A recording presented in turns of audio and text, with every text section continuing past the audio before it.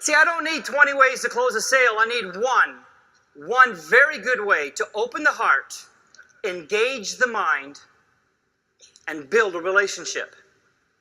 Now, some years ago, I was doing some training for a client in Dallas, and the salesman I was assigned to work with, who was selling consulting services, was my special task that day. And we get out into the territory. He's making his presentation. At the end of his presentation, he made his closing attempt. In fact, he made 5 of them because he had read he didn't need to do it 5 times. And it went something like this. Well, Mr. Smith, that's my proposal. How does the 15th look to you? Mr. Smith said, you know, I appreciate you coming by and thanks for the appointment, but it's really not something I'm interested in. Thank you very much. Salesman looked down at his calendar and said, wait a minute.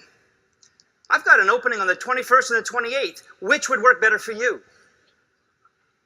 Now, I'm thinking, and the owner was thinking, what's this guy thinking? He said, well, he was so polite, though. He said, just in case you didn't understand me, it wasn't a schedule conflict. I don't want to do this. So his order blank close didn't work.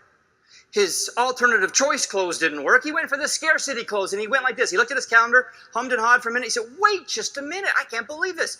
Our best consultant, who's booked up months in advance, has an opening on the 26th. How does that sound? And the guy looked at him like, are you nuts? Is there anybody home? I don't want you here. But the salesman was undaunted. He was undaunted because he believed that 60% of the closes are made after the 5th attempt, so he was going to go for 2 more no matter what happened.